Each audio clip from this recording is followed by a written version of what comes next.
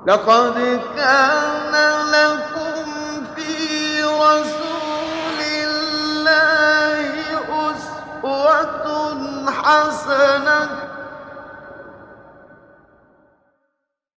اعوذ باللہ من الشیطان الرجیم بسم اللہ الرحمن الرحیم اللہم صلی علی محمد وعلی آل محمد کما صلیت علی ابراہیم وعلی آل ابراہیم انک حمید مجید اللہم بارک علی محمد وعلی آل محمد کما بارکت علی ابراہیم وعلی آل ابراہیم انک حمید مجید۔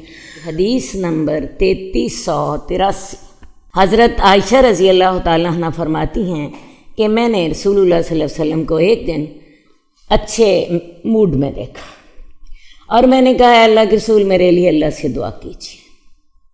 آپ نے فرمایا اے اللہ عائشہ کے پہلے اور پچھلے اعلانیہ اور مخفی سارے گناہ معاف فرما دے۔ آپ کے الفاظ تھے اللہم اغفر لعائشہ ما تقدم من ذنبها وما تاخر وما اسرت وما اعلنت۔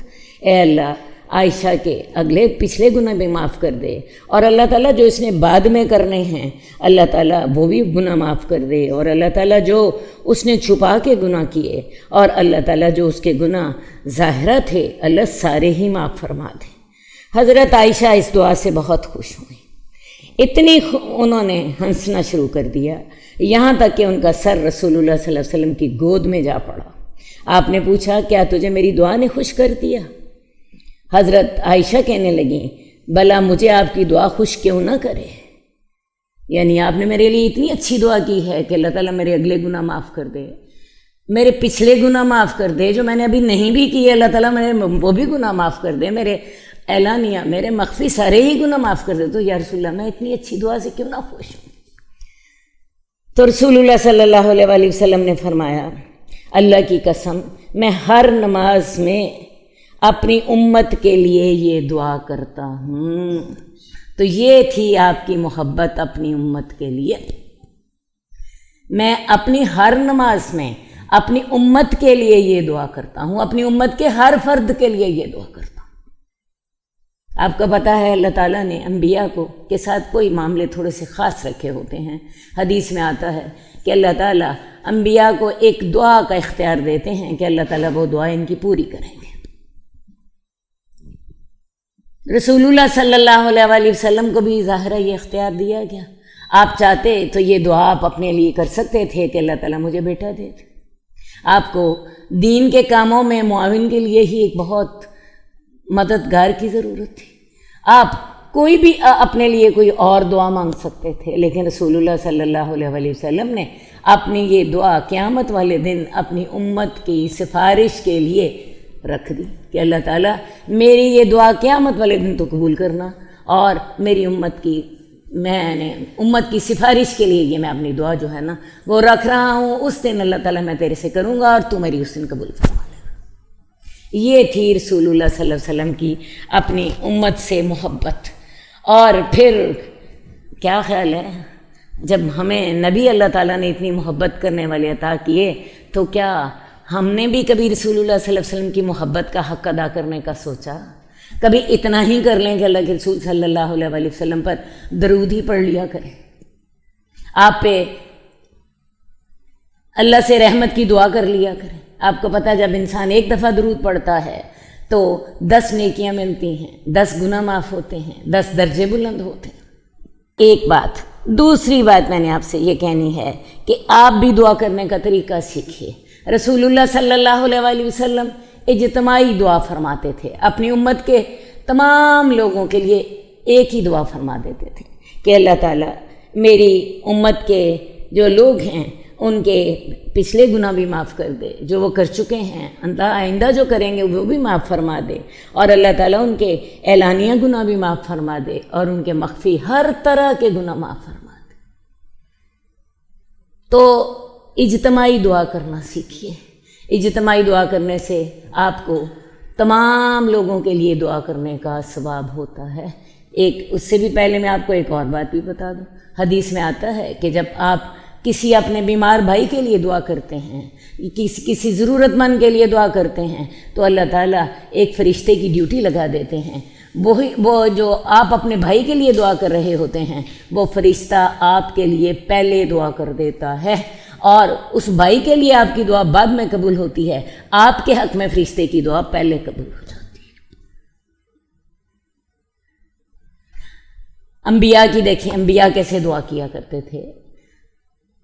حضرت ابراہیم کی دعائیں جو ہیں وہ ہم نماز میں پڑھتے ہیں، ربی جعلنی مقیم الصلاۃ ومن ذریتی ربنا وتقبل دعا، اللہ تعالیٰ مجھے پکا نمازی بنا دے، ربی جعلنی مقیم الصلاۃ ومن ذریتی، اللہ میری ساری اولاد کو بھی نمازی بنا دے، اور پھر ربی جعلنی مقیم الصلاۃ ومن ذریتی ربنا وتقبل دعا، اللہ میری وہ دعا قبول کر لے، ربنا اغفر لی ولوالدی، اللہ مجھے معاف فرما دے، میرے والدین کو معاف فرما دے، وللمؤمنین یوم یقوم الحساب، اور تمام مومنوں کو معاف فرما دینا جس دن حساب قائم ہو۔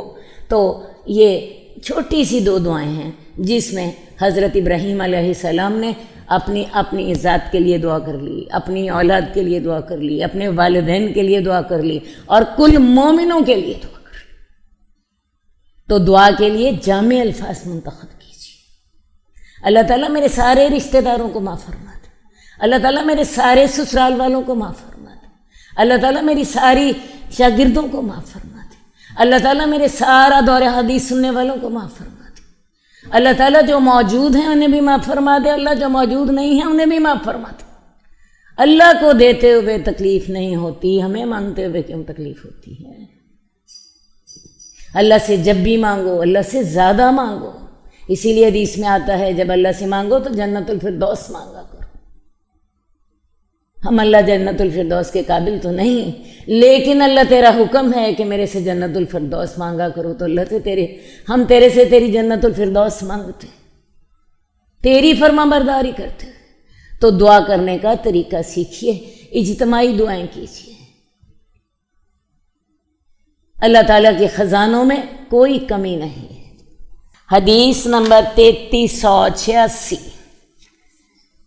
حضرت ابو ہریرہ رضی اللہ تعالیٰ عنہ کہتے ہیں کہ جب میں حضرت حسن کو دیکھتا ہوں تو میری آنکھیں آنسو بہانے لگ جاتی ہیں۔ وجہ یہ ہے کہ رسول اللہ صلی اللہ علیہ وسلم ایک دن باہر تشریف لائے، میں مسجد میں تھا، آپ نے میرا ہاتھ پکڑا، میں آپ کے ساتھ چل دیا، آپ نے میرے سے کوئی بات نہیں کی، یہاں تک کہ ہم بنو قینقاع کے بازار میں پہنچ گئے، آپ نے وہاں چکر لگایا، ادھر ادھر دیکھا، پھر واپس پلٹ آئے، میں آپ کے ساتھ ہی تھا، یعنی حضرت ابو ہریرہ جو ہیں وہ آپ کے ساتھ، آپ ساتھ جہاں آپ جا رہے ہیں آپ کے ساتھ ہی ہیں، یہاں تک کہ ہم مسجد نبوی میں پہنچ گئے، آپ وہاں گوٹھ مار کر بیٹھ گئے اور فرمایا چھوٹا بچہ کدھر ہے، چھوٹے بچے کو ذرا بلا کر تو لاؤ۔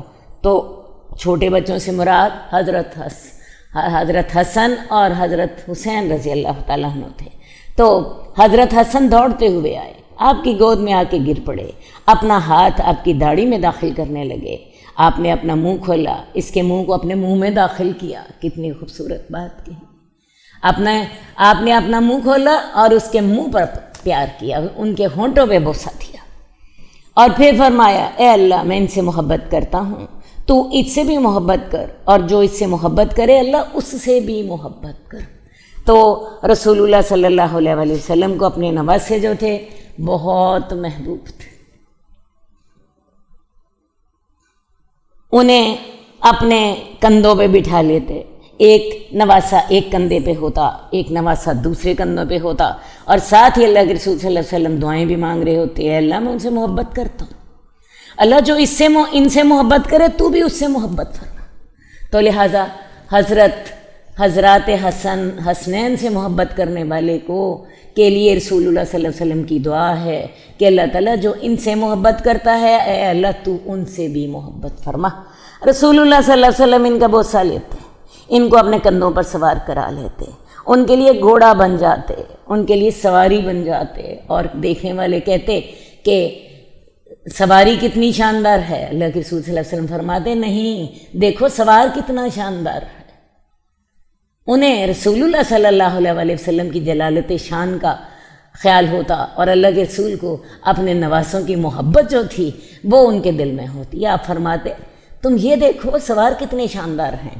اسی طرح اللہ کے رسول صلی اللہ علیہ وآلہ وسلم انہیں بوسہ دیتے، ان کے لیے اپنی زبان منہ سے نکالتے، وہ آپ کی کمر پر کھیلتے رہتے، نماز میں آپ کی کمر پر کھیلتے رہتے۔ ایک دفعہ ہوا کہ آ کے رسول اللہ صلی اللہ علیہ وسلم نماز میں کافی لمبا سجدہ کر دیا۔ صحابہ نے بعد میں پوچھا یا رسول اللہ کیا مسئلہ تھا، یعنی کوئی نیا حکم آ گیا تھا، کیونکہ وحی تو ہر وقت آتی رہتی تھی۔ تو اللہ کے رسول فرمانے لگے کہ اصل بات ہے میری کمر پر میرے شہزادے کھیل رہے تھے، یہ دونوں میرے بچے کھیل رہے تھے، اور میں نے یہ نہیں چاہا کہ ان کو میں تنگ کروں، جب تک یہ کھیلتے رہے میں نے سجدہ لمبا کر دیا۔ تو ساتھ ساتھ ہی آپ دعائیں بھی مانگتے، اے اللہ تعالیٰ میں ان سے محبت کرتا ہوں، تو ان سے محبت کرنے والوں سے محبت فرمایا کرتے تھے ہما ریحانتا یا من الدنیا، یہ میرے دنیا میں خوشبودار پھول ہیں۔ حدیث نمبر 3399۔ عائشہ بنت سعد اپنے باپ سے روایت کرتی ہیں کہ رسول اللہ صلی اللہ علیہ وسلم کے سامنے کھانا پڑا تھا، آپ نے فرمایا اے اللہ ایسے آدمی کو اس کھانے کی طرف لیا جس سے تو محبت کرتا ہو اور وہ تجھ سے محبت کرتا ہو۔ اتنے میں سعد بن ابی وقاص آ گئے، یعنی حضرت سعد بن ابی وقاص کی بیٹی حضرت عائشہ جو ہیں وہ روایت کر رہی ہیں کہ میرے والد نے مجھے بتایا کہ اللہ کے رسول صلی اللہ علیہ وسلم کے سامنے کھانا موجود تھا، اور اللہ کے رسول چاہ رہے تھے کہ کوئی ایسا شخص میرے ساتھ کھانے میں آ کر شامل ہو جائے جو اللہ کو محبوب ہو، وہ بھی اللہ سے محبت کرتا ہو اور اللہ بھی اس سے محبت کرتے ہو۔ تو آپ یہ الفاظ فرما رہے تھے تو اتنے میں سعد بن ابی وقاص تشریف لے آئے اور اس کھانے میں آپ کے ساتھ شامل ہو گئے۔ آئیے دیکھتے ہیں سعد بن ابی وقاص کون ہیں۔ سعد بن ابی وقاص جو ہیں عشرہ مبشرہ میں سے ہیں، اور رسول اللہ صلی اللہ علیہ وآلہ وسلم کے رشتے میں ماموں لگتے تھے۔ آپ کو ان پر بڑا فخر ہوتا تھا، آپ فرمایا کرتے تھے میرے ماموں جیسا کوئی اپنا ماموں تو دکھائے۔ اور پھر حضرت سعد بن ابی وقاص جو ہیں ان کی جو فضیلتیں ہیں، ایک فضیلت تو آپ نے اسی حدیث میں دیکھ لی کہ اللہ تعالیٰ اس کھانے کے لیے اسے لے کر آ جو کہ جس سے تو محبت کرتا ہو اور وہ بھی تجھ سے محبت کرتا ہو۔ تو لہٰذا وہ اللہ سے محبت کرنے والے تھے اور اللہ بھی ان سے محبت کرنے والے تھے۔ سب سے بڑی فضیلت ان کی یہی ہے۔ اس کے علاوہ میں آپ کو بتاؤں حضرت سعد بن ابی وقاص جو ہیں یہ وہ واحد شخص ہیں کہ جن کے لیے رسول اللہ صلی اللہ علیہ وآلہ وسلم نے یہ الفاظ کہے تھے تم پر میرے ماں باپ قربان۔ غزوہ احد جو ہے اس میں ایک وقت ایسا آیا تھا کہ جس وقت رسول اللہ صلی اللہ علیہ وسلم کی حفاظت صرف سعد بن ابی وقاص اور طلحہ بن ابو عبید اللہ کر رہے تھے۔ یہ دونوں عشرہ مبشرہ میں سے ہیں، مہاجرین میں سے ہیں۔ تو اس وقت حضرت سعد بن ابی وقاص تیر چلا رہے تھے، اور اللہ کے رسول جو بھی قریب سے گزرتا اسے کہتا انہیں اپنے تیر پکڑاتے چلے جاؤ، اور یہ تیر چلاتے جا رہے تھے اور اللہ کے رسول فرماتے تھے تم پر میرے ماں باپ قربان تیر چلاؤ، تم پر میرے ماں باپ قربان تیر چلاؤ۔ اور حضرت سعد کوئی چھوٹی سی شخصیت نہیں ہے، یہ وہ شخص ہیں ایمان جب لائے تو والدہ کے بڑے لاڈلے تھے۔ والدہ نے قسم کھا لی کہ اگر اسلام تم نے نہ چھوڑا میں نہ کھاؤں گی نہ پیوں گی اور نہ ہی میں سائے میں بیٹھوں گی۔ اب کیا ہوا کہ 3 دن گزر گئے، ان کی والدہ جو تھی بے ہوش ہونے لگی، اور یہ میں نے بتایا کہ اپنی والدہ کے بہت ہی لاڈلے تھے۔ پھر اس وقت کے قرآن میں آیات اتری تھیں کہ تیرے والدین اگر تجھے شرک کا حکم دیں وَإِن جَاهَدَاكَ عَلَىٰ أَن تُشْرِكَ بِي مَا لَيْسَ لَكَ بِهِ عِلْمٌ فَلَا تُطِعْهُمَا، کہ اگر تیرے والدین تجھے شرک کا حکم دیں تو تو نے ان کی بات نہیں مانی، تو نے ان کی بات نہیں مانی۔ انہوں نے پھر اپنی ماں سے کہہ دیا کہ بھئی میں دین تیرے لیے نہیں چھوڑوں گا۔ ہوا یہ اس کا پھر دوسرا بیٹا تھا، اس کے دوسرے بیٹے نے اسے پانی پلایا، اور اسی طرح کر کے معاملے چلتے رہے۔ بہت سی قرآن مجید کی کئی آیات حضرت سعد بن ابی وقاص کے لیے اتری۔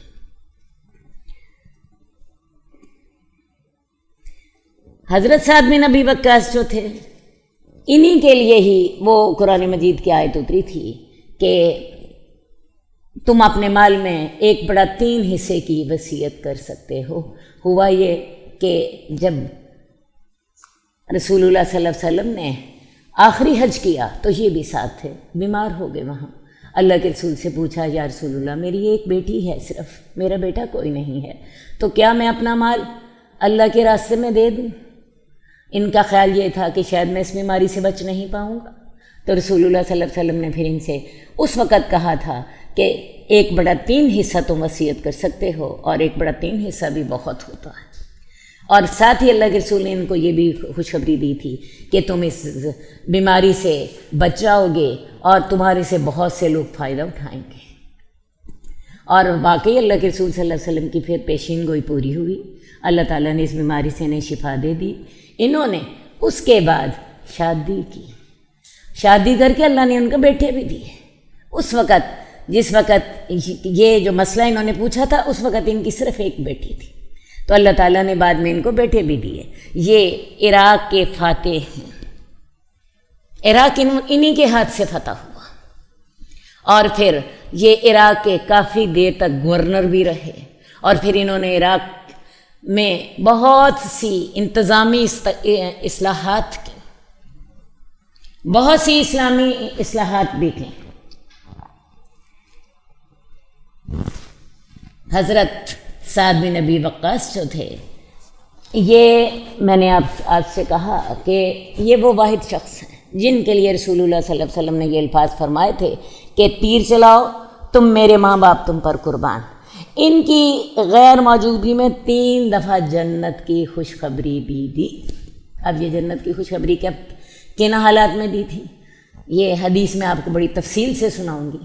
حدیث میں آتا ہے، عبداللہ بن عمر کہتے ہیں کہ میں مسجد نبوی میں بیٹھا تھا تو رسول اللہ صلی اللہ علیہ وسلم نے فرمایا کہ ابھی ایک جنتی آدمی آئے گا جس کا دل چاہتا ہے کہ وہ جنتی آدمی کو دیکھے، تو ابھی ایک جنتی آدمی آئے گا۔ کہنے لگے، میں نے دل میں سوچا اچھا میں بھی دیکھتا ہوں وہ کون سے جنتی آدمی ہیں۔ خیر جی، تھوڑی دیر بعد سعد بن ابی وقاص وہاں آ گئے، جو تھا وضو کیا، نماز پڑھی، گھر چلے گئے۔ اگلا دن کیا ہوا؟ پھر وہی وقت تھا، اللہ کے رسول نے پھر فرمایا کہ جو شخص یہ چاہتا ہے کہ جنتی آدمی دیکھے تو ابھی ایک جنتی آدمی یہاں پہ آئے گا۔ عبداللہ بن عمر کہتے ہیں کہ میں نے دیکھا کہ کل والے سعد بن ابی وقاص پھر وہاں تشریف لے آئے۔ انہوں نے کیا کیا؟ اسی طرح ہی آئے، وضو کیا، اور وضو کرنے کے بعد انہوں نے نماز پڑھی، اور نماز پڑھنے کے بعد چلے گئے۔ انہیں بڑا ہی رشک دل میں آیا کہ اللہ کے رسول صلی اللہ علیہ وسلم نے ان کے لیے جنت کی ان کی غیر موجودگی میں 2 دفعہ خوشخبری دی ہے، پتہ نہیں کون سی نیکیاں کرتے ہیں۔ اور دل میں یہ خیال آیا کہ مجھے علم ہو جائے تو میں بھی وہ نیکیاں کروں۔ اب کیا ہوا؟ تیسرا دن جب ہوا تو مسجد نبوی میں بیٹھے ہیں، وہی وقت ہے، اللہ کے رسول تیسری دفعہ فرماتے ہیں جس کا دل چاہتا ہے جنتی آدمی کو دیکھ لے، ابھی ایک جنتی آدمی آئے گا۔ اور ہوا کیا کہ اب سعد بن وقاص پھر تشریف لے۔ اب تو ان سے عبداللہ بن عمر سے رہا نہیں گیا۔ انہوں نے کیا کیا؟ یہ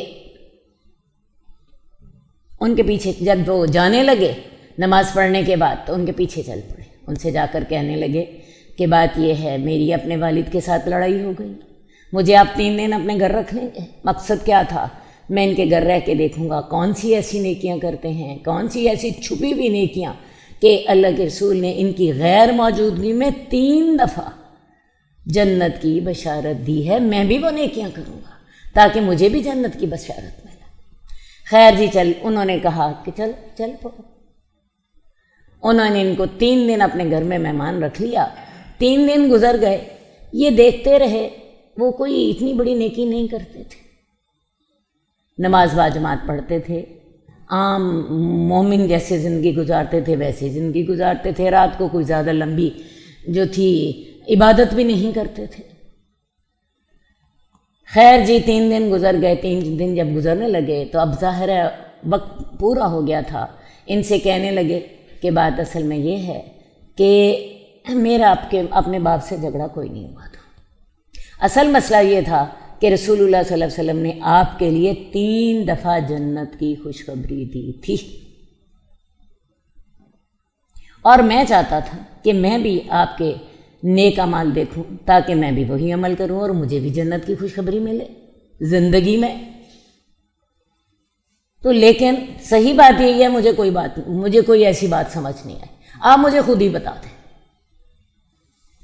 اب سعد بن ابی وقاص کہنے لگے کہ بات ہے میں کوئی ایسی نیکی نہیں کرتا، تم نے دیکھ ہی لیا،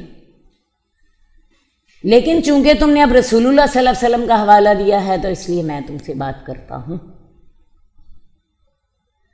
بات یہ ہے میں صرف ایک نیکی کرتا ہوں، رات کو سونے سے پہلے ہر مسلمان بھائی کو معاف کر کے سوتا ہوں. دوبارہ میرے سے لفظ سن لیجئے، میں کوئی نیکی نہیں کرتا، تم نے دیکھ ہی لیا. ہاں چونکہ تم نے رسول اللہ صلی اللہ علیہ وسلم کا حوالہ دیا ہے تو ایک نیکی میں ضرور تمہیں بتا دیتا ہوں، رات سونے سے پہلے ہر مسلمان کو، ہر کافر کو نہیں، ہر مسلمان کو معاف کر کے سوتا ہوں. میرے دل میں کسی مسلمان بھائی کے لیے کینہ، بغض، انتقام، حسد، ایسا کوئی کچھ نہیں. میرا دل اپنے تمام مسلمان بھائیوں کی طرف سے صاف. اور یہ تھی وہ نیکی جس کی وجہ سے 3 دفعہ جنت کی خوشخبری ان کی غیر موجودگی میں دی گئی. اس کے علاوہ میں آپ کو بتاؤں حضرت سعد بن ابی وقاص تو ہیں مستجاب الدعوات، ان کی دعا قبول ہوتی تھی. جو دعا کر لیتے تھے اللہ تعالیٰ ان کی دعا قبول کر لیتا تھا. تو میرا تو خیال ہے کہ ان کی جو نیکیاں ہیں، رسول اللہ صلی اللہ علیہ وسلم پر جان قربان کرنے والی، تمام غزوات میں آپ کے ساتھ تھے، اللہ اور اس کے رسول سے محبت کرنے والے تھے، مجاہد تھے، اور جیسا کہ میں نے آپ کو بتایا کہ عراق کے فاتح ہیں، اور وہاں کے لوگوں کے لیے انہوں نے بہت سی انتظامی اور رفاہی خدمات بھی انجام دی، اور اس کے ساتھ ساتھ دل کے صاف، اور ان کی دعا میں اللہ نے اثر رکھا ہوا تھا. مستجاب الدعوات. کوشش کیجئے ان کی صفات اپنے اندر پیدا کریں، اور خاص طور پر وہ صفت جس کی وجہ سے 3 دفعہ جنت کی خوشخبری ملی. ایسا کون کرے گا؟ بولو ذرا، ایسا کون کرے گا؟ رمضان میں ہی اپنے دل کے کوڑے نکالو. اپنے گھر کی صفائیاں تو ہم سالانہ بیسس پہ کر لیتے ہیں، لیکن اپنے دل کی صفائیاں ہم نہیں کرتے. اگر رمضان جیسے مہینے میں بھی انسان اپنے دل کو صاف نہ کر سکے تو پھر اور کون سا موقع آئے گا؟ کیا مرنے کے بعد؟ حدیث نمبر 3391. حضرت عبداللہ بن عباس کہتے ہیں کہ میں نے رسول اللہ صلی اللہ علیہ وآلہ وسلم کے لیے وضو کا پانی ایک برتن میں بھر کر رکھا جب کہ آپ میری خالہ میمونہ کے گھر تھے. جب آپ باہر تشریف لائے تو پوچھا وضو کے لیے یہ پانی کس نے رکھا ہے؟ میری خالہ نے کہا اے اللہ کے رسول، میرے بھانجے نے رکھا ہے. آپ نے فرمایا اے اللہ اس کو دین میں فقاہت عطا فرما دے اور اس کو قرآن کی تفسیر سکھا دے. اب حضرت عبداللہ بن عباس کون ہیں؟ عبداللہ بن عباس آپ کے چچا عباس کے بیٹے. رسول اللہ صلی اللہ علیہ وسلم جب اس دنیا سے تشریف لے کر گئے تو حضرت عبداللہ بن عباس کی عمر جو تھی اس وقت 13 سال تھی. یہ صغار صحابہ میں شامل تھے، لیکن چھوٹی عمر ہونے کے باوجود نیکی کا بہت شوق دل میں رکھتے تھے. حدیث میں آتا ہے ایک دفعہ اپنی خالہ میمونہ کے گھر یہ سو گئے. ان کی خالہ میمونہ جو ہیں وہ رسول اللہ صلی اللہ علیہ وسلم کی زوجہ محترمہ تھی. تو یہ اپنی خالہ کے گھر سو گئے اور شوق یہ تھا کہ میں یہ دیکھوں گا کہ اللہ کے رسول رات کو تہجد کی نماز کیسے پڑھتے ہیں. حدیث بڑی تفصیلی ہے، اللؤلؤ والمرجان میں متفق علیہ حدیث جو ہے اس میں بڑی تفصیل سے ذکر ہے کہ اللہ کے رسول رات کو اٹھے اور آپ نے پھر وضو کیا، پھر آپ تہجد کے لیے کھڑے ہو گئے. یہ بھی اٹھے اور انہوں نے شو یوں کیا کہ جیسے یہ جو تھے اچانک جا کے اپنی آنکھوں پہ ہاتھ ملا اور وضو کر کے یہ بھی رسول اللہ صلی اللہ علیہ وسلم کے ساتھ تہجد کے لیے کھڑے ہو گئے۔ رسول اللہ صلی اللہ علیہ وسلم نے ان کا کان پکڑا اور ان کو اپنی دائیں طرف کھڑا کر دیا، اور یہ اللہ کے رسول کے ساتھ پھر تہجد پڑھتے رہے۔ شوق یہی تھا کہ میں دیکھوں کہ اللہ کے رسول تہجد کیسے پڑھتے۔ حضرت عبداللہ بن عباس نے رسول اللہ صلی اللہ علیہ وسلم کو دیکھا کہ آپ کے لیے انہوں نے وضو کا پانی بھر کر رکھا۔ جب آپ باہر تشریف لائے تو آپ نے پوچھا وضو کے لیے یہ پانی کس نے رکھا ہے؟ تو ان کی خالہ میمونہ نے کہا ہے اللہ کے رسول میرے بھانجے نے رکھا ہے۔ آپ نے فرمایا اللہم فقہہ فی الدین وعلمہ التأویل، اللہ اس کو دین کی سمجھ دے دے اور اس کو تفسیر کا علم سکھا دے۔ جب حضرت عبداللہ بن عباس نے آپ کی یہ خدمت کرنا چاہی تو ان کے سامنے 3 باتیں تھیں۔ وہ بیت الخلاء میں پانی پہنچا دے، یا نمبر 2 آپ کے قریب دروازے پر رکھ دیں تاکہ وہاں آسانی سے لے لیں، یا تیسری بات تھی کہ کچھ بھی نہ کریں۔ تو حضرت عبداللہ بن عباس نے دوسرا فیصلہ کیا کہ پانی آپ کے قریب دروازے پر رکھ دیا کہ اللہ کے رسول جب نکلیں تو اس پانی سے وضو فرما لیں۔ اس سے ان کی ذہانت ظاہر ہوتی ہے، تو لہٰذا رسول اللہ صلی اللہ علیہ وسلم نے ان کے لیے پھر یہ دعا فرمائی کہ اللہ تعالیٰ انہیں دین کی سمجھ عطا فرما دے اور انہیں قرآن کی تفسیر سکھا دے۔ اور یہ دعا جو تھی اللہ تعالیٰ نے پھر قبول کی، ایسی شاندار انداز میں قبول کی کہ حضرت عبداللہ بن عباس قرآن کے سب سے پہلے مفسر ہیں۔ ان کا لقب حبر الامہ ہے، امت کے عالم۔ یہ شیب ابی طالب میں پیدا ہوئے تھے،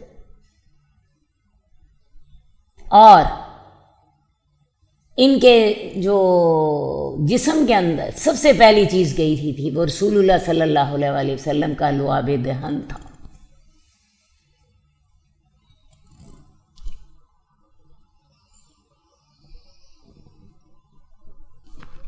رسول اللہ صلی اللہ علیہ وسلم کے گھر میں آپ کا آنا جانا تھا۔ ایک وجہ تو یہ تھی کہ رسول اللہ صلی اللہ علیہ وسلم کی جو بیوی ہیں حضرت میمونہ، وہ ان کی سگی خالہ تھی۔ ان کی والدہ ام فضل اور حضرت میمونہ یہ دونوں آپس میں بہنیں تھیں۔ دوسری بات ہے آپ کے چچا کے بیٹے تھے، اس حوالے سے بھی آنا جانا تھا۔ تو آپ یوں سمجھیے کہ ان کی تربیت جو تھی وہ رسول اللہ صلی اللہ علیہ وسلم کی زیر نگرانی ہی ہوئی۔ بچپن میں ہی رسول اللہ صلی اللہ علیہ وسلم ان کو جب بھی موقع ملتا آپ ان کو نصیحت فرماتے اور یہ اس نصیحت کو قبول بھی فرماتے۔ جیسے میں نے آپ سے کہا رات کو تہجد کا بڑا شوق تھا، اور پھر اللہ تعالیٰ نے اتنی برکت عطا فرمائی کہ ان کے تلامذہ کی تعداد ہزاروں لاکھوں میں۔ اتنے بڑے عالم تھے کہ جس دن تفسیر پڑھاتے تو تفسیر کے علاوہ اور کوئی بات نہ کرتے، جس دن فقہ کی کلاس ہوتی تو اس دن فقہ کے علاوہ کوئی بات نہ کرتے، جس دن علم الانصاب یا شاعری وغیرہ کی بات ہوتی تو اس دن صرف اسی معاملے پہ گفتگو ہوتی۔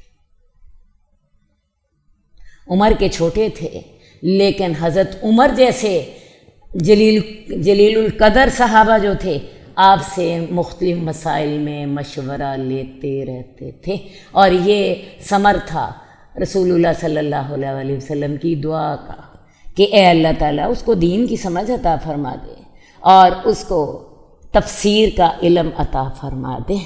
واقعی جسے اللہ کے رسول کی دعا مل جائے پھر اسے اور کیا چاہیے۔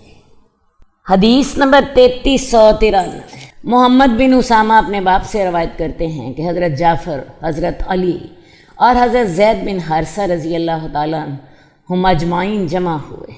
حضرت جعفر نے کہا میں رسول اللہ صلی اللہ علیہ وسلم کو تم میں سے سب سے زیادہ محبوب ہوں۔ حضرت زید نے کہا میں رسول اللہ صلی اللہ علیہ وسلم کو تم دونوں سے بڑھ کر محبوب ہوں۔ انہوں نے کہا چلو اللہ کے رسول کے پاس جا کر ان سے پوچھتے ہیں معاملہ کیا ہے۔ میرا خیال ہے آپ کو بھی سمجھ آ گیا۔ 3 صحابہ جمع ہیں اور ان تینوں کا دعویٰ یہ ہے کہ رسول اللہ صلی اللہ علیہ وسلم ان سے سب سے زیادہ محبت کرتے ہیں۔ محمد بن اسامہ جو ہیں یہ راوی ہیں اس حدیث کے، اور وہ کہتے ہیں کہ حضرت جعفر، حضرت علی اور زید بن حارثہ جمع ہوئے۔ اب حضرت جعفر کون ہیں؟ حضرت جعفر طیار، حضرت علی کے بڑے بھائی، ابو طالب کے بیٹے، یہ رسول اللہ صلی اللہ علیہ وسلم پر ایمان لائے تھے، اور جو تھے بعد میں اللہ تعالیٰ نے ان کو غزوہ موطا میں شہادت بھی عطا فرمائی۔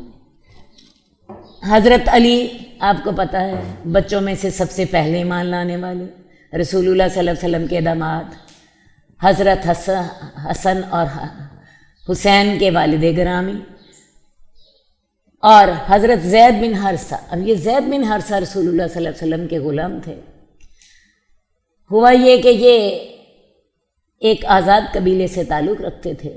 ان کی والدہ جو تھیں ان کو سفر پر لے گئیں تو راستے میں ان کو کسی نے اغوا کر لیا اور لا کے تو غلام بنا کے بیچ دیا۔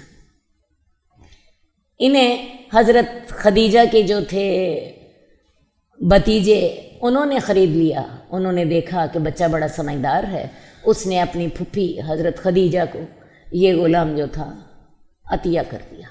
حضرت خدیجہ نے دیکھا کہ یہ لڑکا بڑا سمجھدار ہے، ہوشیار ہے، تو انہوں نے رسول اللہ صلی اللہ علیہ وسلم کو تحفے میں دے دیا۔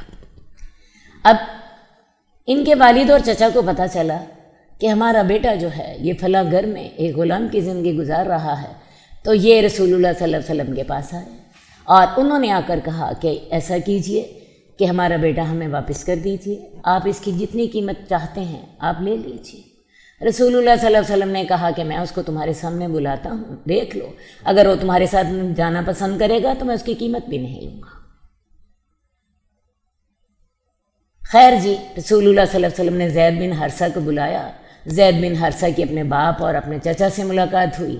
انہوں نے کہا کہ چلو بیٹا اپنے گھر چلو، ہم تمہیں لینے کے لیے آئے ہیں، یہاں تم غلامی کی زندگی گزار رہے ہو، آ جاؤ اپنے آزاد خاندان میں آ جاؤ۔ لیکن زید بن حارثہ سے اللہ کے رسول اتنی محبت کرتے تھے کہ حضرت زید بن حارثہ نے اپنے باپ اور اپنے چچا کے ساتھ جانے کی بجائے رسول اللہ صلی اللہ علیہ وسلم کے ساتھ رہنا پسند کیا۔ آزادی پر غلامی کو ترجیح دی۔ رسول اللہ صلی اللہ علیہ وسلم کو اس وقت اتنا پیار آیا حضرت زید بن حارثہ پر، اسی وقت بیت اللہ میں گئے اور جا کے اعلان کر دیا آج سے زید بن حارثہ میرا بیٹا ہے۔ بعد میں اللہ تعالیٰ نے پھر قرآن مجید میں حکم دے دیا کہ تم کسی کو زبانی اپنا بیٹا نہیں بنا سکتے جب تک کہ وہ تمہارا نسل سے تمہارا بیٹا نہ ہو۔ تو تب سے پھر لوگوں نے حضرت زید بن حارثہ کو زید بن حارثہ کہنا شروع کر دیا، ورنہ اس سے پہلے لوگ زید بن محمد کہتے تھے۔ تو یہ تین شخص جو ہیں، حضرت جعفر، حضرت علی کے بڑے بھائی حضرت علی اور حضرت زید بن حارثہ، یہ تینوں جمع ہیں۔ اور جعفر کہنے لگے میں رسول اللہ صلی اللہ علیہ وسلم کو تم میں سے سب سے زیادہ محبوب۔ اب یہ حضرت جعفر کی بھی بات میں آپ کو بتاتی تھی نہیں۔ حضرت جعفر جو ہیں یہ بڑا آغاز میں اسلام لے آئے تھے۔ حبشہ جب ہجرت کی تو جب مسلمان وہاں پہ ہجرت کر کے گئے تو آپ کو پتہ ہے کفار نے پیچھے سے اپنے 2 بہترین جوان بھیجے کہ یہ ہمارے باغی تمہارے پاس پہنچے ہیں، انہیں ہمیں واپس کر دیجئے۔ اس وقت مسلمانوں کی نمائندگی کا اعزاز حضرت جعفر کو ملا تھا۔ حضرت جعفر نے بڑے اچھے انداز میں بتایا کہ ہم وہاں سے بھاگ کے نہیں آئے، بلکہ ہم رسول اللہ صلی اللہ علیہ وسلم پر ایمان لائے ہیں۔ اور بادشاہ نے پھر حضرت جعفر کی بات قبول کی اور کفار مکہ کو واپس کر دیا۔ تو یہ حضرت جعفر جو تھے یہ حبشہ میں کافی دیر تک رہے، اور یہ حضرت حبشہ سے تب واپس آئے ہیں جب صلح حدیبیہ ہو گئی اور رسول اللہ صلی اللہ علیہ وسلم نے نجاشی کو حکم دیا کہ تمہارے پاس جتنے مہاجرین موجود ہیں جو کفار کے مظالم سے ڈر کے حبشہ میں جنہوں نے پناہ لی تھی، ان تمام کو تم مدینے بھیج دو۔ مدینے میں اب ہماری حکومت قائم ہو چکی ہے۔ اور ویسے بھی میں نے آپ کو بتایا کہ جب یہ آپ نے تب حکم دیا تھا جب صلح حدیبیہ ہو چکی تھی، اور صلح حدیبیہ میں یہ طے کر دیا گیا تھا کہ اب کافروں کی اور مسلمانوں کی آپس میں لڑائی نہیں ہوگی۔ خیر جی، اس وقت حضرت جعفر بھی جو تھے وہ بھی ان لوگوں میں موجود تھے جن کو نجاشی نے اپنے خرچے پر کشتی میں سوار کر کے مدینے بیچ دیا تھا۔ اس وقت جب یہ مدینہ پہنچے ہیں تو خیبر فتح ہو چکا تھا، اور اللہ کے رسول صلی اللہ علیہ وآلہ وسلم حضرت جعفر کو دیکھتے تھے اور ساتھ ہی کہتے تھے، جعفر مجھے یہ علم نہیں ہے کہ مجھے غزوہ خیبر کی فتح کی زیادہ خوشی ہے کہ مجھے تمہارے آنے کی زیادہ خوشی ہے۔ آئے اور انہیں گلے ملے، اور ساتھ ہی یہ الفاظ کہ جعفر مجھے علم نہیں کہ مجھے غزوہ خیبر کی خوشی زیادہ ہے کہ مجھے تم سے ملنے کی خوشی زیادہ۔ اور پھر ساتھ آپ نے کیا کیا کہ جتنے لوگ اس دن حبشہ سے ہجرت کر کے مدینہ آئے تھے ان تمام کا حصہ غزوہ خیبر کے مال غنیمت میں سے نکالا۔ تو یہ حضرت جعفر ہیں کہ جن کے بارے میں اللہ کا رسول کا فرمان یہ تھا کہ مجھے یہ علم نہیں کہ غزوہ خیبر کی مجھے زیادہ خوشی ہے یا جعفر مجھے تم سے ملنے کی خوشی سے آتا ہے۔ جعفر نے کہا، میں رسول اللہ صلی اللہ علیہ وسلم کو تم میں سے سب سے زیادہ محبوب ہوں۔ حضرت زید کہنے لگے، میں رسول اللہ صلی اللہ علیہ وسلم کو تم دونوں سے بڑھ کر محبوب ہوں۔ وہ دیکھ چکے تھے کہ کیسے اللہ کے رسول نے انہیں بیٹا بنایا ہوا تھا۔ انہوں نے کہا چلو رسول اللہ صلی اللہ علیہ وسلم کے پاس جا کر پوچھتے ہیں۔ اسامہ بن زید کہتے ہیں وہ سب آئے، آپ سے اجازت مانگی، آپ نے مجھے فرمایا جاؤ دیکھو کون ہے۔ میں نے کہا یا رسول اللہ یہ جعفر ہیں، یہ علی ہیں، اور یہ زید بن حارثہ میرے والد ہیں۔ میں انہیں کیا جواب دوں؟ آپ نے فرمایا سب کو اندر آنے کی اجازت دے دو۔ وہ تینوں اندر آتے ہیں، اور انہوں نے کہا آپ کو سب سے زیادہ کون محبوب ہے؟ آپ نے فرمایا فاطمہ۔ انہوں نے کہا مردوں کے بارے میں سوال کر رہے ہیں۔ آپ نے فرمایا جعفر، تمہارا خلق اور تمہارا اخلاق یہ دونوں میرے مشابہ ہیں۔ خلق سے کیا مراد اور خلق سے کیا مراد؟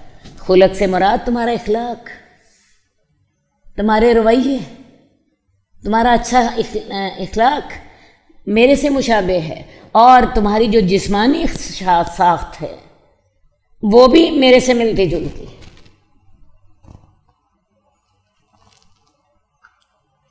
تو مجھ سے ہے اور میرے نسب سے ہے۔ نسب سے تو واقعی تھے، چچا کے بیٹے تھے، خون ایک تھا۔ تو مجھ سے ہے اور میرے نسب سے ہے، اور علی تم میرے داماد ہو، میرے بچوں کے باپ ہو، اور تم مجھ سے ہو اور میں تم سے ہوں۔ حضرت جعفر کو بھی یہی بات کہی، تم مجھ سے ہو، میرے نسب سے ہو، میرا تمہارا خون ایک ہے، تمہارا اخلاق اور تمہارا جو جسمانی ساخت ہے وہ میرے سے ملتی ہے، اور ہمارا خون بھی ایک ہی ہے۔ حضرت علی سے کہا تم مجھ سے ہو، میں تم سے ہوں، تم میرے بچوں کے باپ ہو اور میرے داماد بھی ہو، اور زید تم میرے دوست ہو، تم مجھ سے ہو، میں تمہارا ذمہ دار ہوں، اور اے زید مجھے تم لوگوں میں سب سے زیادہ محبوب ہو۔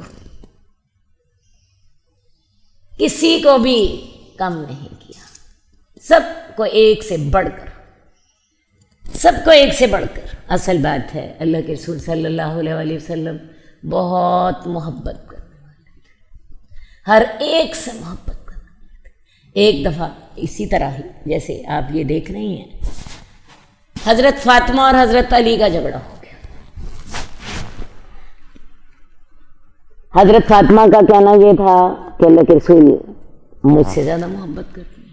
اب حضرت علی کا کہنا یہ تھا کہ نہیں، اللہ کے رسول مانا تم ان کی بیٹی ہے لیکن محبت وہ میرے سے زیادہ کرتے ہیں۔ ٹھیک ہے جی، یہ دونوں بھی چلے گئے رسول اللہ صلی اللہ علیہ وسلم کے پاس کہ چلو پھر آؤ رسول اللہ صلی اللہ علیہ وسلم سے ہی پوچھ لیتے ہیں۔ تو رسول اللہ صلی اللہ علیہ وسلم نے جب دونوں کی بات سنی تو آپ نے فرمایا فاطمہ مجھے سب سے زیادہ پیاری ہے۔ ویسے بھی اس حدیث میں بھی ذکر ہے کہ ان تمام نے پوچھا آپ کو کون زیادہ محبوب ہے، تو آپ نے فرمایا تھا فاطمہ۔ تو آپ نے فاطمہ سے کہا فاطمہ مجھے سب سے زیادہ پیاری ہے۔ اور علی تم مجھے فاطمہ سے بھی زیادہ پیارے ہو۔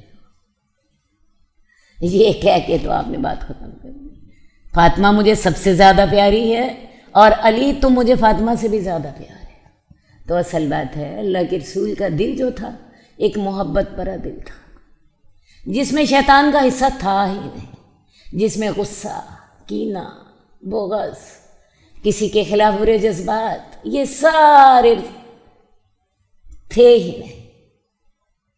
ہر کوئی یہ سمجھتا تھا کہ اللہ کے رسول میرے سے ہی سب سے زیادہ محبت کرتے ہیں، اللہ کے رسول سے یہی سیرت سیکھ لیجیے،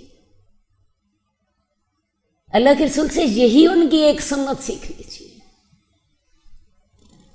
حدیث نمبر 3397، رسول اللہ صلی اللہ علیہ وسلم نے فرمایا مجھے حکم دیا گیا ہے کہ میں حضرت خدیجہ کو جنت میں یاقوت سے بنے ہوئے گھر کی خوشخبری سناؤں، جس میں شور و غل ہوگا نہ دکھ درد ہوگا۔ حضرت خدیجہ اس امت کی بہترین خاتون، میرا خیال ہے آپ سبھی جانتے ہیں حضرت عمر کی، حضرت خدیجہ کی جب شادی ہوئی ہے رسول اللہ صلی اللہ علیہ وسلم سے، تو آپ رسول اللہ صلی اللہ علیہ وسلم سے عمر میں 15 سال بڑی تھی اور مکے کی سب سے معزز خاتون تھی۔ رسول اللہ صلی اللہ علیہ وسلم شادی کے بعد آپ کے پاس اپنا گھر تو تھا کوئی نہیں، کیونکہ آپ اپنے چچا ابو طالب کے گھر میں رہتے تھے اور ابو طالب غریب آدمی تھے، 9 بچے تھے اور مال زیادہ نہیں تھا، تو رسول اللہ صلی اللہ علیہ وسلم شادی کے بعد حضرت خدیجہ کے گھر منتقل ہو گئے۔ حضرت خدیجہ اپنے گھر میں رہتی تھی جہاں ان کے پچھلے 2 شوہروں سے 3 بچے موجود تھے۔ اب رسول اللہ صلی اللہ علیہ وآلہ وسلم جو ہیں اس گھر میں منتقل ہو گئے۔ حضرت خدیجہ نے آپ کو اپنا مال دے دیا، اپنی محبت دی، اپنی توجہ دی، سب کچھ آپ پر قربان کر دیا۔ اور پھر رسول اللہ صلی اللہ علیہ وسلم تو پہلے ہی بہت زیادہ قدردان، پہلے ہی بہت زیادہ محبت کرنے والے تھے۔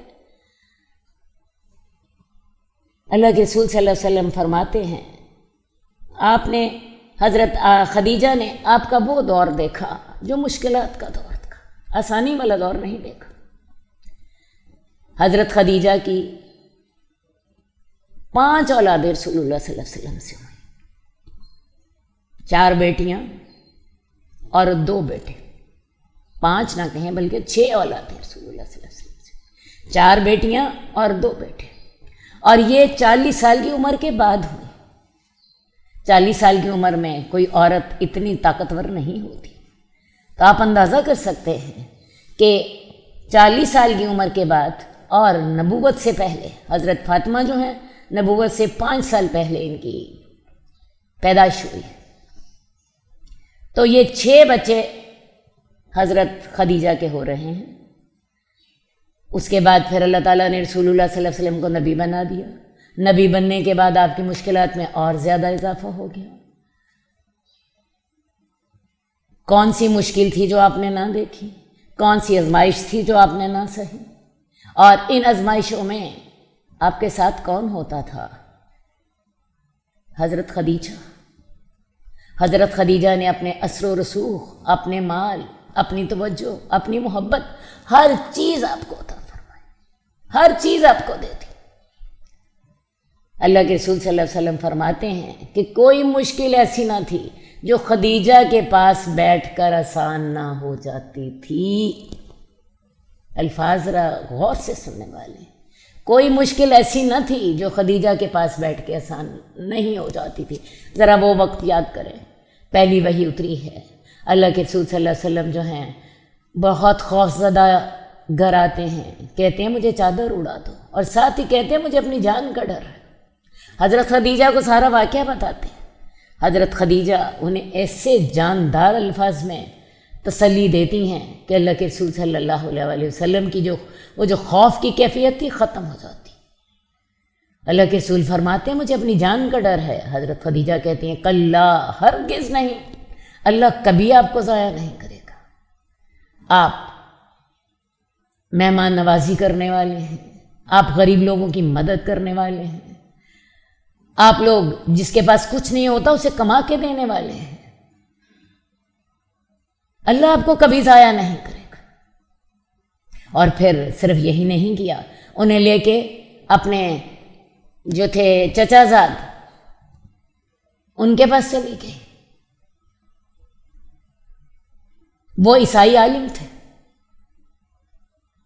اور انہوں نے پھر رسول اللہ صلی اللہ علیہ وسلم کو یہ خوشخبری دی کہ آپ کو اللہ تعالیٰ نے نبی بنا دیا ہے، آپ پر وہی ناموس اترا ہے جو حضرت موسیٰ پہ اترتا ہوتا تھا، اور کاش کہ میں اس وقت زندہ ہوتا، اور کاش کہ میں اس وقت جوان ہوتا جب آپ کی قوم آپ کو نکال دے گی۔ تو حضرت خدیجہ جو تھیں انہوں نے ان جو ابتدائی مشکلات ہیں مکے کی ہجرت سے پہلے یہ والا دور دیکھا۔ حالانکہ حضرت خدیجہ خود اس وقت عمر کی بڑی ہو چکی تھیں، شیب ابی طالب کی تکلیفیں دیکھیں۔ اندازہ کیجئے کہ حضرت خدیجہ مالدار خاتون ہیں اور شیب ابی طالب کی تکالیف اور پھر بڑھاپا برداشت نہیں کر سکیں، اسی لیے پھر شیب ابی طالب کے بعد جلد ہی اللہ نے انہیں اپنے پاس بلا لیا۔ تو حضرت جبریل علیہ السلام نے حضرت خدیجہ کے لیے دنیا میں محل کی خوشخبری دی۔ آپ نے فرمایا مجھے حکم دیا گیا ہے کہ میں اپنی بیوی کو خدیجہ کو جنت میں یاقوت سے بنے ہوئے گھر کی خوشخبری سناؤں، جس میں نہ تو شور و غل ہوگا اور نہ ہی دکھ درد ہوگا۔ یہ شور و غل اور دکھ درد کی اب آپ کو سمجھ آتی ہے حضرت خدیجہ نے رسول اللہ صلی اللہ علیہ وسلم کے ساتھ کس طرح کی تکالیف بھری زندگی گزاری۔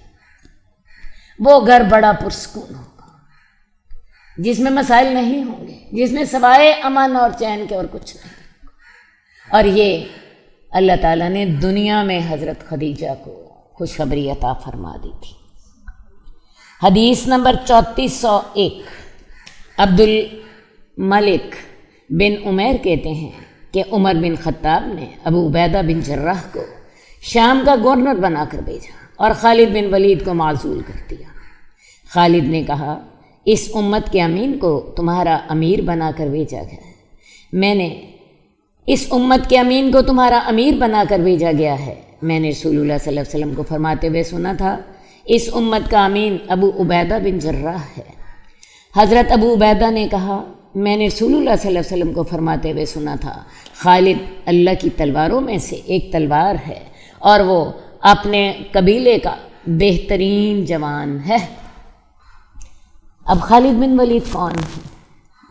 خالد بن ولید کی صفت آپ نے یہیں سن لی حضرت ابو عبیدہ بن جراح کی زبان سے کہ وہ اللہ کی تلواروں میں سے ایک تلوار تھے۔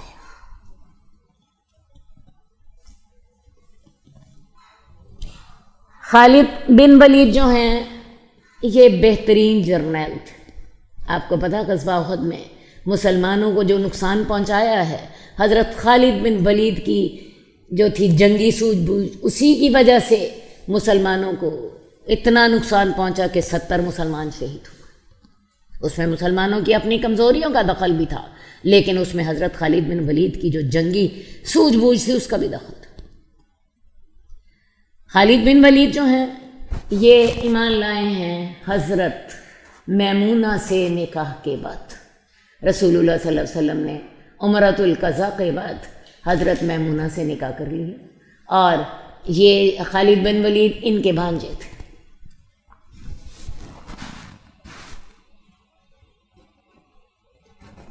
خالد بن ولید ان کے بھانجے تھے۔ اس کے بعد پھر حضرت خالد بن ولید نے وہی جو ان کی صلاحیتیں پہلے کفر کے لیے استعمال ہوتی تھیں اب اسلام کے لیے استعمال ہونے لگی۔ خالد بن ولید نے حضرت ابو بکر کے دور میں جنگوں میں حصہ لیا۔ حضرت عمر کا جب دور آیا تو حضرت عمر جو تھے انہوں نے ان کو معزول کر دیا۔ ان کو غزوہ یرموک میں معزول کیا گیا تھا۔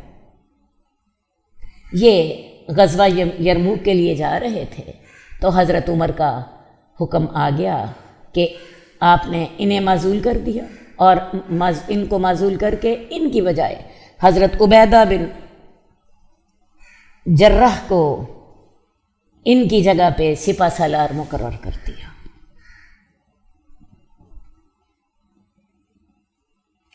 اب سوال اصل یہ ہے کہ ان کو کیوں معزول کیا گیا تھا؟ اصل بات یہ ہے کہ مسلمان جو تھے وہ حضرت خالد کی شخصیت پر بھروسہ کرنے لگ گئے کہ اسلامی فتوحات ان کی مہارت کی وجہ سے ہوتی ہیں، اور حضرت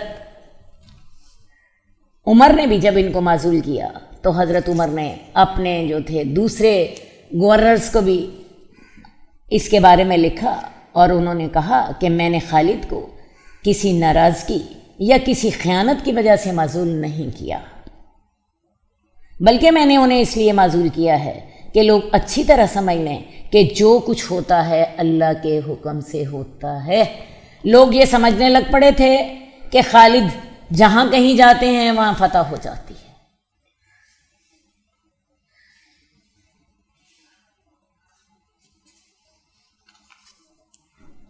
بہرحال حضرت خالد جتنے اچھے جرنیل تھے اس سے زیادہ اچھے اپنے امیر کی اطاعت کرنے والے بھی تھے۔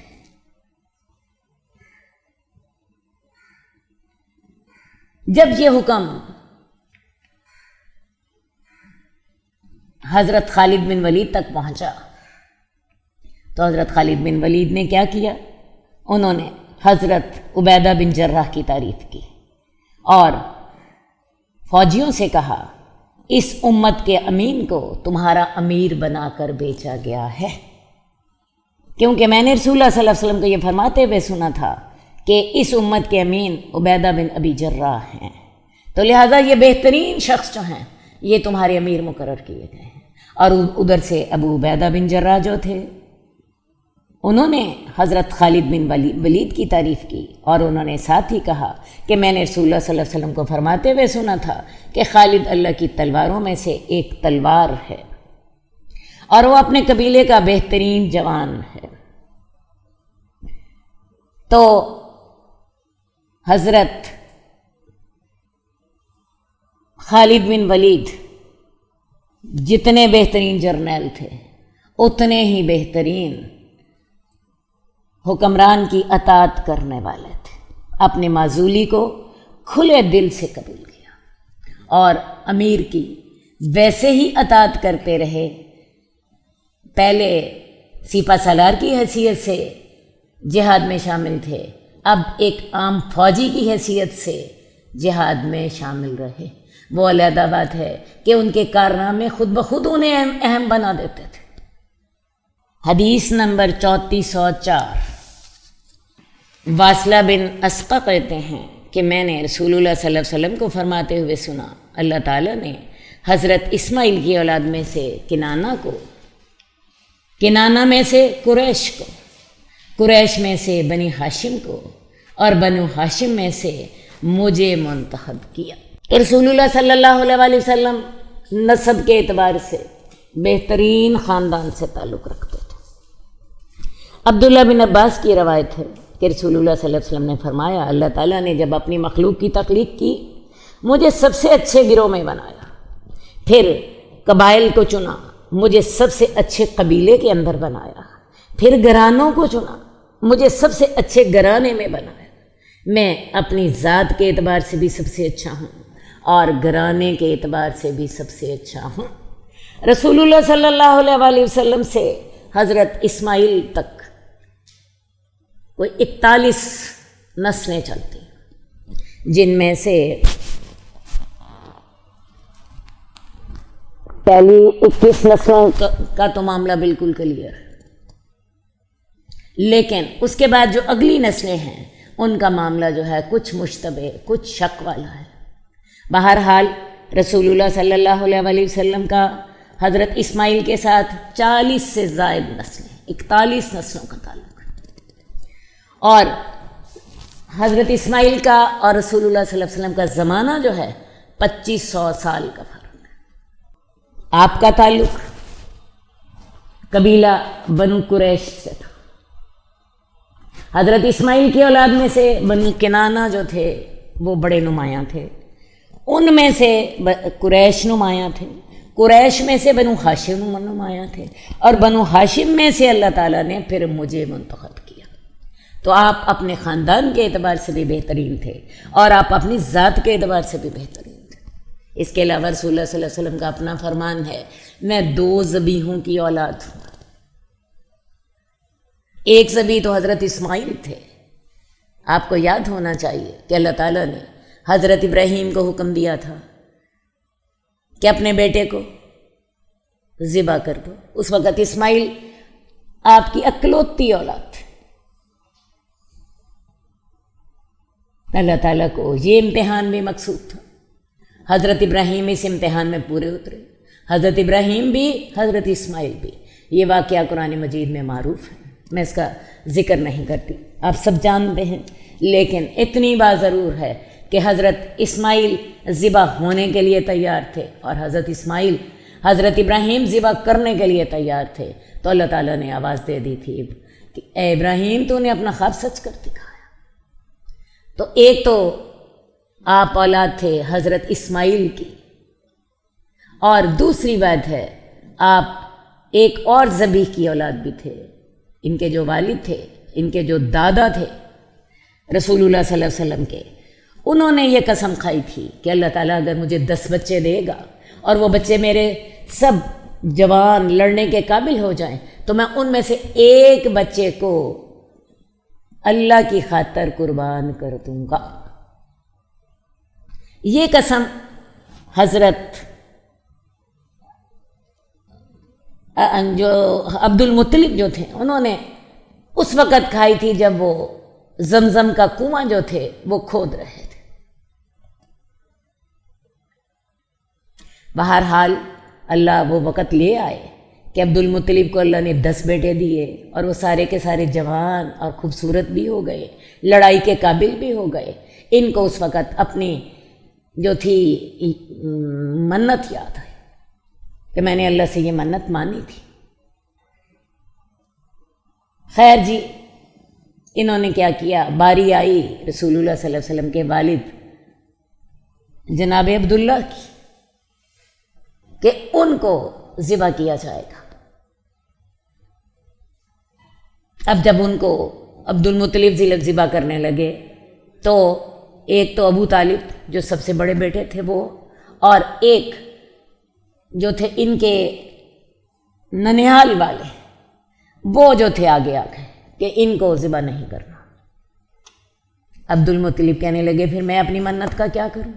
طے یہ پایا کہ مکہ میں ایک کاہن عورت ہے، اس کے پاس مسئلے کا حل لے کے جایا جائے۔ اس عورت نے یہ حل تجویز کیا کہ ایک طرف آپ کے والد کا نام اور ایک طرف 10 اونٹ، ان دونوں کو قرعہ ڈالا جائے۔ جب 10 اونٹ آ جائیں گے تو پھر 10 اونٹ ذبح کر دیے جائیں۔ لیکن ہوا کیا، ایک دفعہ قرعہ ڈالا تو آپ کے والد کا نام نکلا، دوسری دفعہ ڈالا پھر والد کا نام نکلا، اور جب والد کا نام نکلتا تھا تو پھر 10 اونٹ اور اضافہ کرنے کو کہہ دیا گیا۔ اب ہوا کیا کہ ادھر جو ہیں 30 اونٹ اور ادھر آپ کے والد کا نام، اب بھی آپ کے والد کا نام آیا، یہاں تک کہ 100 اونٹ کر دیے گئے۔ تب ایک انسان کی جو دیت ہوتی تھی 10 اونٹ ہوتی تھی، لیکن اب ادھر آپ کے والد کا نام نکل آتا تھا تو اس کاہنہ نے یہی تجویز بتائی کہ 10 اونٹ بڑھاتے جاؤ، یہاں تک کہ جب 100 اونٹ اور آپ کے والد کا نام جو تھا ان دونوں کا قرعہ ڈالا گیا تو 100 اونٹوں کا نام نکلا۔ تو اس وقت 100 اونٹ جو تھے وہ ذبح کیے گئے اور آپ کے والد جو تھے ان کی قربانی نہ دی گئی۔ تو اللہ کے رسول فرمایا کرتے تھے میں 2 ذبیحوں کی اولاد۔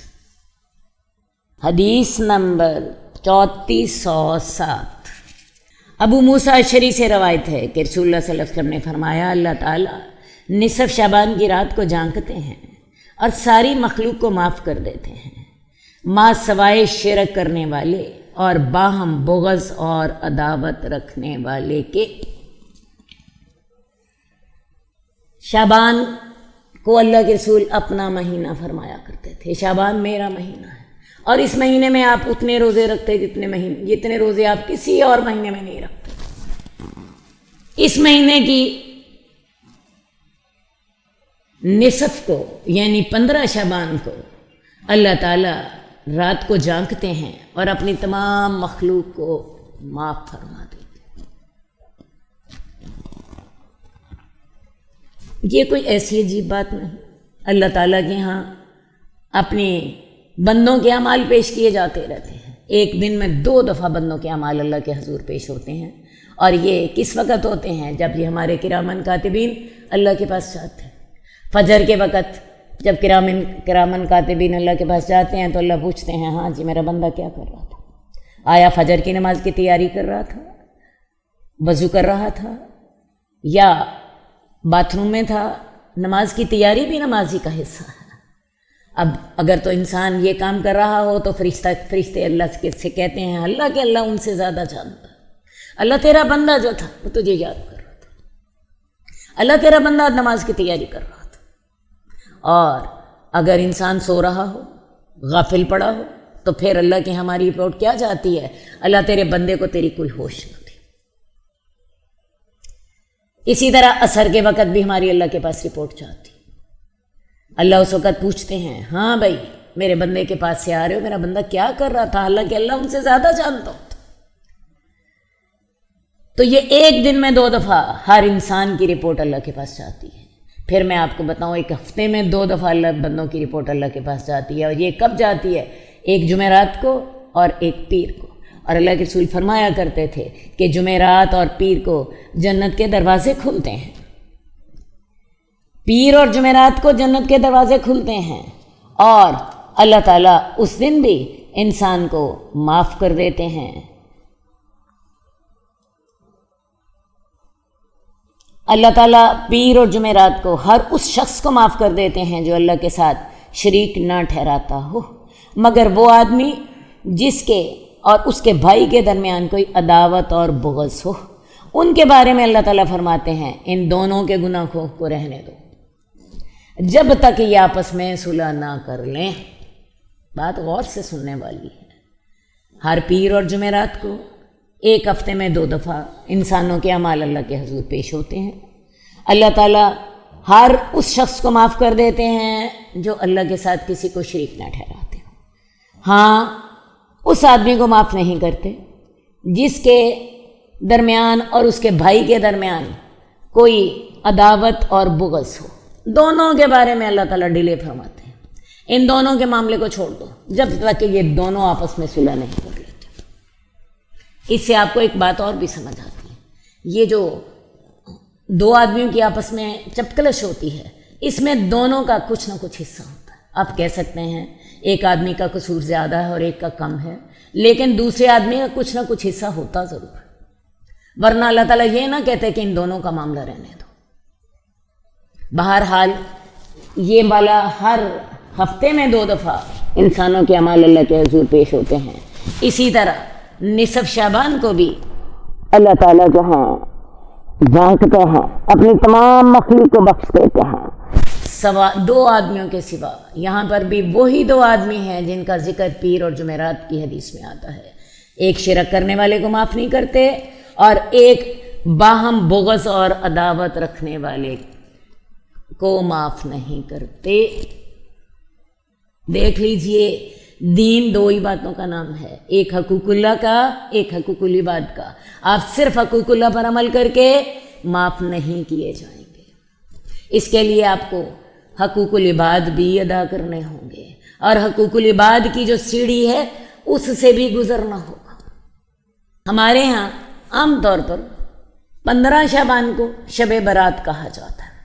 اس دن پٹاخے چلائے جاتے ہیں، اس دن موم بتیاں جلائی جاتی ہیں اور آتش بازی کی جاتی ہے۔ ایک گروہ ایک دوسرا کام کرتا ہے، وہ اس رات کو خصوصی عبادت کا اہتمام کرتا ہے اور دن کو روزہ رکھتا ہے۔ تو میں آپ کو یہ بات بتانا چاہتی ہوں، ان چیزوں کا، ان دونوں گروہوں کا عمل جو ہے وہ سنت سے ثابت نہیں ہے۔ یہ رات جو ہے، اس رات اللہ تعالیٰ انسانوں کے اعمال اللہ کے حضور پیش ہوتے ہیں، یہاں تک تو بات درست ہے۔ جیسے ایک دن میں 2 دفعہ آپ کے اعمال اللہ کے حضور پیش ہو گئے، ایک ہفتے میں 2 دفعہ آپ کے اعمال اللہ کے حضور پیش ہو گئے، اس رات کو بھی اللہ آپ کے اعمال اللہ کو پیش ہوتے ہیں۔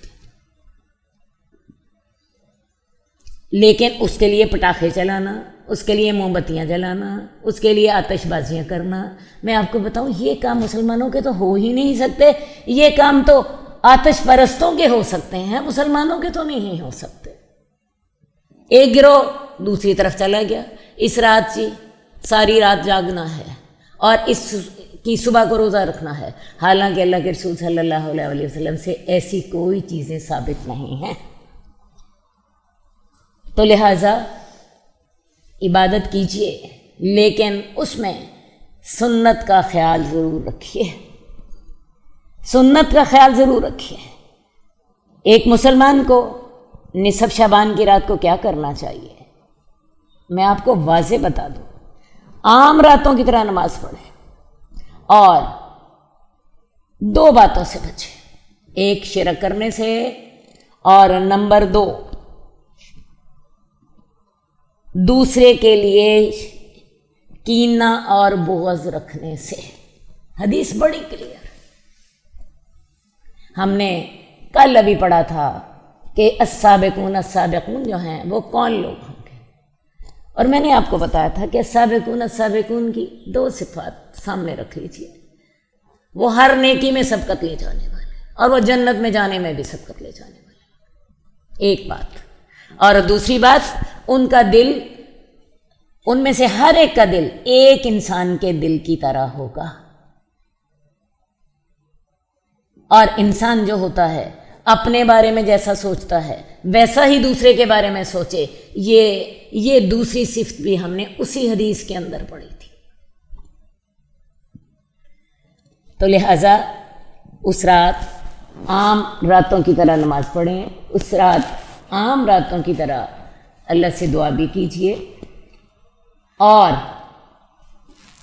2 کاموں سے بچنے کی کوشش کریں، ایک شرک سے اور ایک باہم بغض و عداوت رکھنے سے۔ ایک حدیث بیان کرنے کے بعد میں آگے جاؤں گی۔ ایک دل میں ایمان اور حسد اکٹھے نہیں ہو سکتے، یا تو ایمان ہوگا اور حسد نہیں ہوگا، اور حسد ہے تو پھر ایمان نہیں ہوگا۔ یہ دیکھ لیجئے آپ نے کس چیز کی قربانی لینی ہے۔ 2 چیزیں ایک جگہ پہ اکٹھی نہیں ہو سکتی، کیونکہ حدیث میں آتا ہے حسد نیکیوں کو ایسے کھا جاتا ہے جیسے آگ لکڑیوں کو کھا جاتی ہے۔ تو یہ کیسے ہو سکتا ہے کہ ایک دل میں ایٹ اے ٹائم ایمان بھی ہو اور ایٹ اے ٹائم حسد بھی ہو؟ یہ چوائس آپ کی اپنی ہے، یا تو ایمان لے لیجئے، حسد نکال دیجئے، یا پھر حسد کو ترجیح دے دیجئے، ایمان کی قربانی دے دیجئے۔ لیکن پھر یہ یاد رکھیے گا، آپ حسد ہی باقی رکھیں گے، ایمان اور حسد ایک جگہ پہ اکٹھے نہیں ہو سکتے۔ اللہ تعالیٰ ہمیں سمجھنے کی توفیق دے، اللہ تعالیٰ ہمیں یہ باتیں جو ہیں انہیں دل میں اتارنے کی توفیق دے، اور پھر دل میں اتارنے کے بعد انہیں اپنے جسم اور جان کا حصہ بننے کی توفیق دے۔ اور جسم اور جان کا حصہ یہ باتیں کب بنتی ہیں؟ جب آپ ان پر عمل کرتے ہیں۔ اللہم صلی علی محمد وعلی آل محمد کما صلیت علی ابراہیم وعلی آل ابراہیم انک حمید مجید۔ اللہم بارک علی محمد وعلی آل محمد کما بارکت علی ابراہیم وعلی آل ابراہیم انک حمید مجید۔ مولاي صل وسلم دائما ابدا على حبيبك خير